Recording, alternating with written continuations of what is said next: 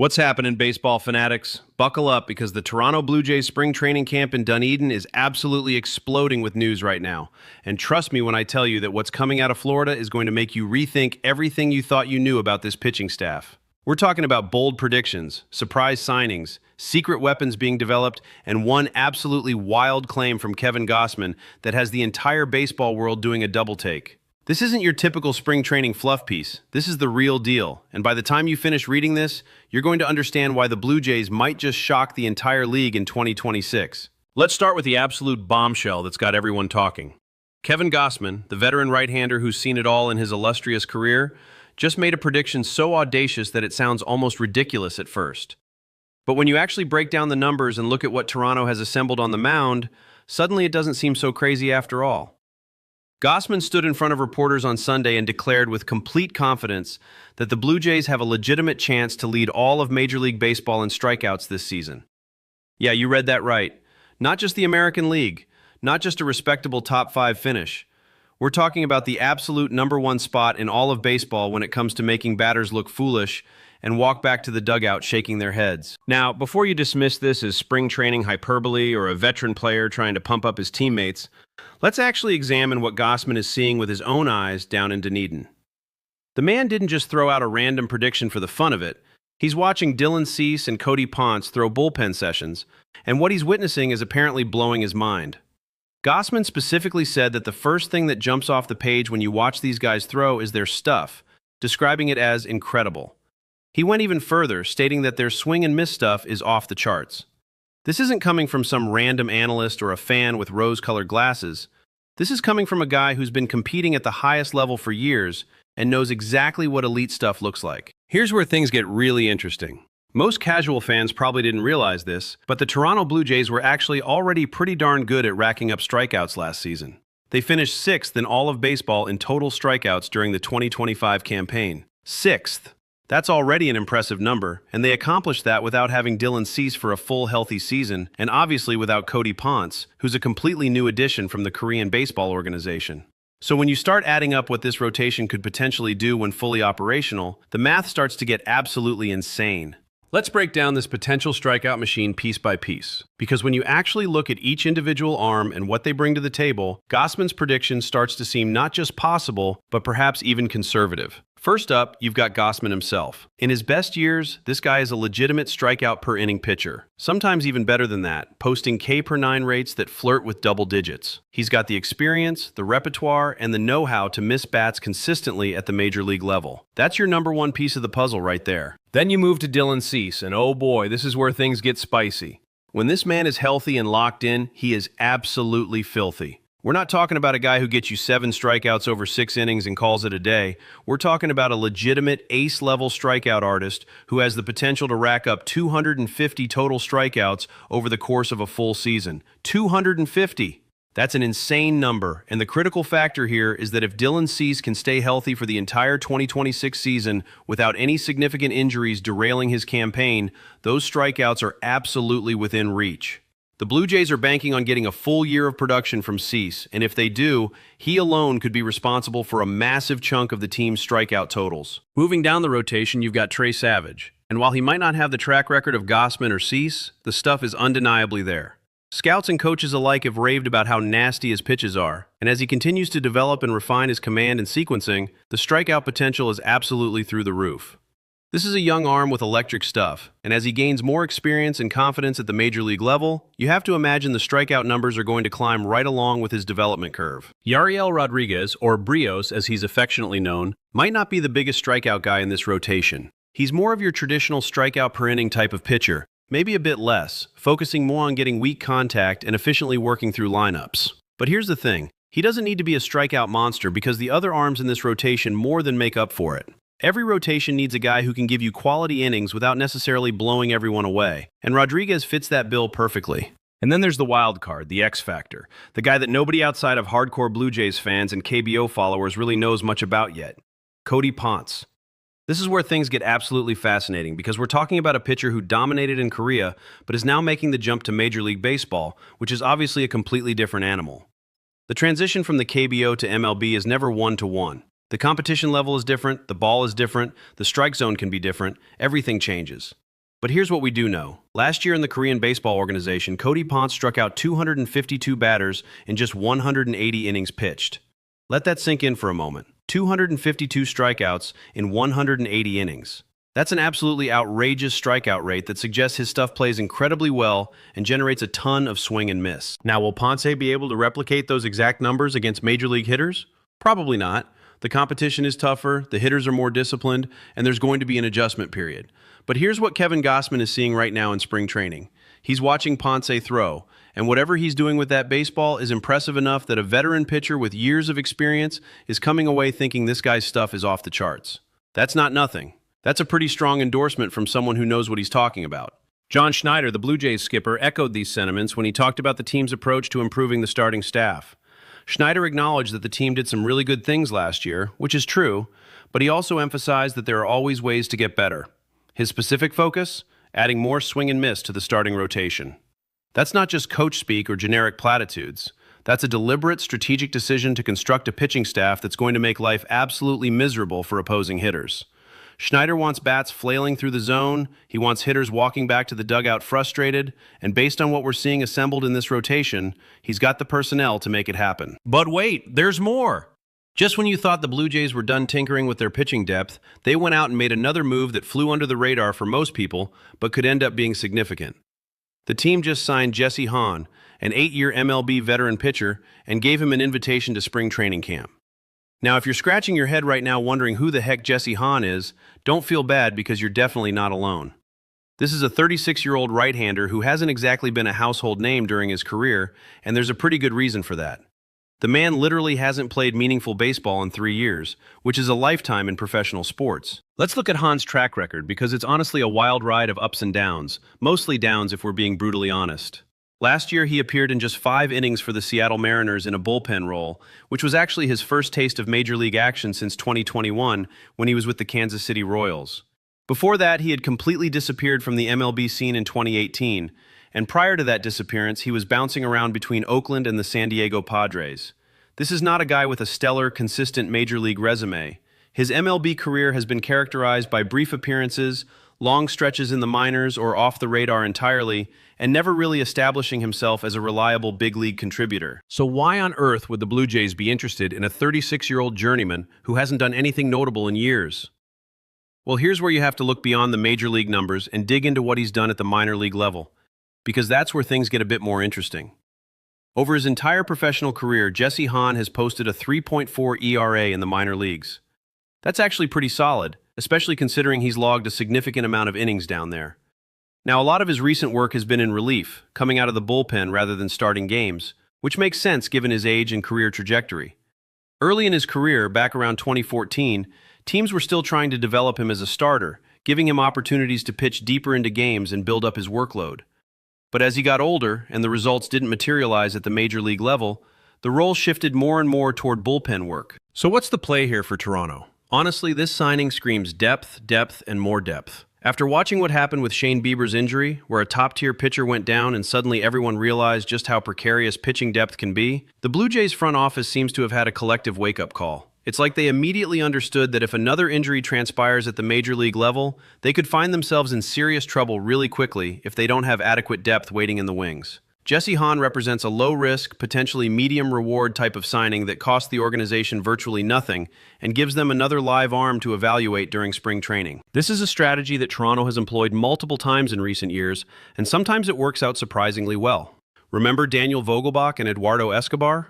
Both of those guys got spring training invitations, showed up to camp, and in Vogelbach's case, he actually ended up playing in some major league games for the Blue Jays. Escobar, not so much, but that's kind of the point. You bring these guys in, you evaluate them alongside your other options, and if they don't make the cut or show you enough to warrant a roster spot, they simply disappear and you never hear from them again. No harm, no foul.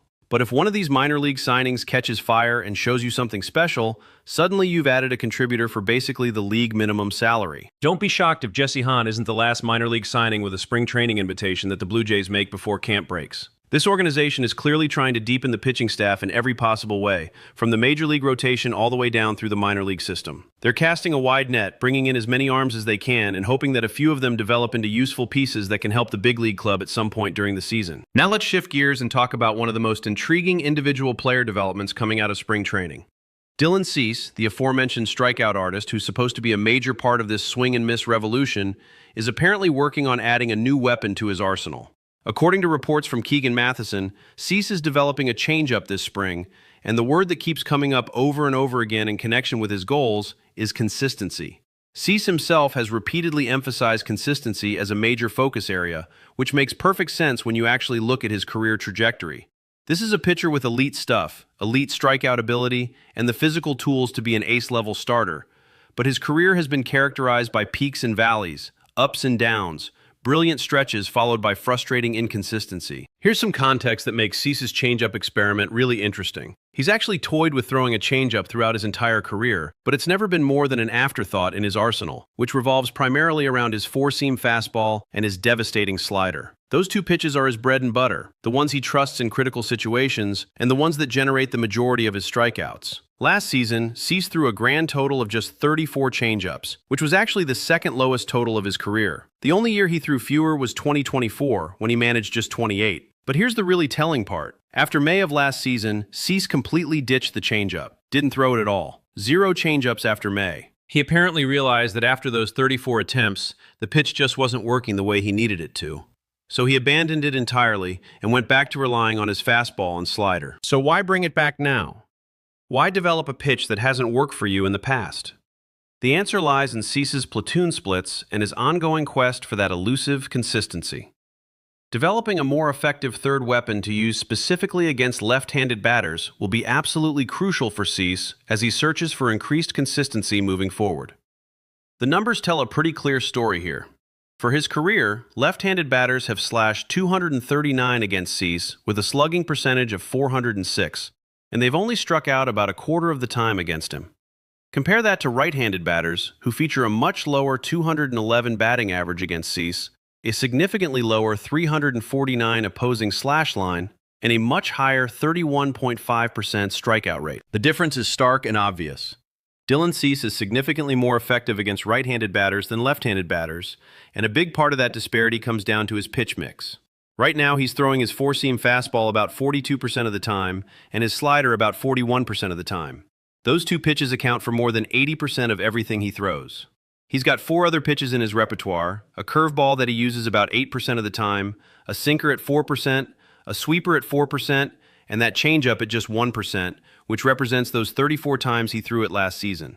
But none of those secondary offerings are pitches he truly trusts or feels confident throwing in any situation. The problem with relying so heavily on just 2 pitches is that if one of them isn't working on a particular day, or if hitters are picking it up early and timing it well, Cease can get himself into serious trouble really quickly.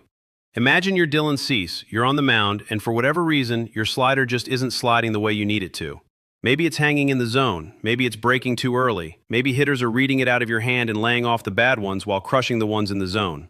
If you don't have a reliable third pitch to fall back on, you're essentially reduced to being a one-pitch pitcher for that entire outing, and that's a recipe for disaster at the major league level. Having another pitch that you feel fully confident in, something you can turn to when your primary weapons aren't firing on all cylinders, could theoretically save Cease from a lot of those blow-up outings that have plagued his career.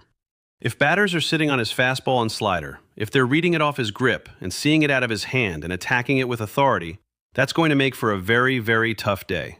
But if he can mix in an effective changeup that keeps hitters off balance and gives them another look to worry about, suddenly the fastball and slider become even more effective because hitters can't exclusively focus on them. This brings us to another critical member of the Blue Jays bullpen who's also working on expanding his arsenal. And this is someone who's been talked about absolutely ad nauseum, but deserves continued attention because of how important he is to the team's success. Brendan Little, one of only 2 left-handers currently on the entire roster alongside Eric Swanson, is trying to solve the mystery of his second-half struggles by adding new weapons to combat opposing hitters who figured him out. A lot of people have been writing off Brendan Little, dismissing him as a problem in the bullpen or a guy who can't be relied upon in high-leverage situations. But that's an oversimplification that ignores the broader context of what happened to him last season. Brendan Little is genuinely weird case study because his season was essentially a tale of two completely different pitchers. In the first half of the season, Little was absolutely phenomenal, posting a sparkling 2.03 ERA that made him one of the most effective relievers in the entire American League. In the second half, that ERA ballooned all the way up to 4.88, which is obviously a massive and concerning decline. So what happened?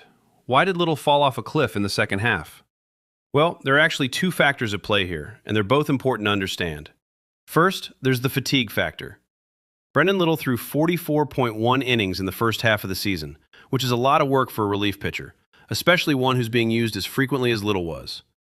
When you're the only reliable left-hander in the bullpen, managers are going to turn to you constantly, almost obsessively, anytime there's a dangerous left-handed hitter coming to the plate. That's exactly what happened to Brendan Little. He led the entire American League with 79 appearances last year, plus another 6 in the postseason. That's an enormous workload, and eventually, the human body breaks down under that kind of stress and accumulation. Little started showing signs of fatigue in the second half, which affected his velocity, his command, and his overall effectiveness. But fatigue alone doesn't tell the whole story. The other factor, which might actually be even more important, is that the book got out on Brendan Little. Opposing hitters and coaching staff started figuring out what they could sit on, what they could attack, and how to approach at-bats against him. This is the part that Little himself has acknowledged and is actively trying to address this spring. According to an excellent article by Mitch Bannon, Little has admitted that he could tell hitters knew what was coming as the season progressed. That's a damning admission and not a good thing at all. Even worse, his catchers could tell too, and they told him straight up that batters were sitting on specific pitches. But here's the problem. Brendan Little didn't really have a pivot. He didn't have another option to throw at hitters when they were sitting on his primary offerings. In hitter-friendly counts, Little was basically forced to throw his sinker to get ahead or to throw a strike. When he had the advantage in the count, batters expected the power curveball, and that became predictable as well. These two pitches, the sinker and the curveball, comprised 92% of everything Little threw to left-handed batters. 92%. That leaves virtually no element of surprise, no way to keep hitters guessing, no alternative plan when batters are sitting on those two specific offerings. It's like playing poker when everyone can see your cards. Sure, you might win a few hands through execution and good mechanics, but over time, the advantage swings heavily toward your opponents. In the final months of 2025, Little tried to add a cutter to his repertoire, looking for something else he could throw in the zone for strikes. But he was never fully sold on the pitch, never really felt comfortable with it, and it didn't become a reliable weapon for him. This spring, however, things are different. Little is more confident in his additions, specifically a new slider and a tweaked four-seam fastball. According to his own assessment, these pitches are easier to command than the cutter he experimented with, which should theoretically help lower his absolutely atrocious 15.3% walk rate from last season. That walk rate, by the way, was the highest among all qualified relievers in baseball, which is obviously a massive problem that needs to be addressed. Beyond just helping with command and reducing walks, these new pitches provide Brendan Little with genuine alternatives to his primary sinker and curveball, which means batters can't just sit on those two offerings anymore. They have to account for multiple possibilities, which makes Little significantly harder to predict and prepare for. This is exactly the kind of adjustment that a smart, coachable pitcher makes when confronted with evidence that his approach isn't working. The fact that Little recognized the problem, identified the solution, and is actively working to implement changes this spring is genuinely encouraging and suggests that he might be able to recapture some of that first-half magic from last season. This is going to be absolutely critical for the Blue Jays because Brendan Little is going to be taking the bulk of those scary lefty innings throughout the season. You know the situations. Late in the game, there are some really powerful left-handed hitters coming up in the middle of the opposing lineup, and the Blue Jays need someone to shut them down. That's when you're going to see Brendan Little jogging in from the bullpen, and he absolutely needs to be locked in and effective in those moments. With only 2 left-handers on the entire roster, there's no real alternative or backup plan if Little struggles.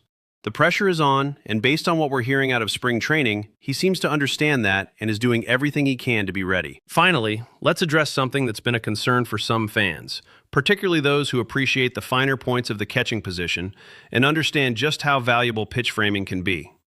Major League Baseball has implemented a new challenge system for balls and strikes this season, which has some people worried about how it might affect Alejandro Kirk, one of the absolute best pitch framers in all of baseball. Kirk's ability to steal strikes on borderline pitches has been one of his most valuable skills throughout his career, and there was legitimate concern that the new challenge system might completely eliminate that advantage. Here's the good news. Neither Kirk nor manager John Schneider seems particularly concerned about this change, and their reasoning actually makes a lot of sense when you think it through. Schneider pointed out that the two-challenge system isn't going to be as cut and dry as people think it is. He emphasized that yes, if baseball eventually moves to a full automated balls and strikes system, then the art of pitch framing essentially goes out the window entirely. But with this challenge system, which allows each team just 2 challenges per game, the skill set of an elite framer like Kirk or his backup Danny Jansen remains very important. Alejandro Kirk himself echoed these sentiments, saying that if he sees an opportunity to challenge a call, of course he's going to take it, but he's not planning to make major changes to his approach. He's just going to follow the game plan with his pitcher and trust his instincts and experience behind the plate. This is the correct mindset, and here's why. The reality is that occasionally Kirk is going to make a brilliant frame job on a borderline pitch. The umpire is going to call it a strike, and the opposing team is going to challenge that call.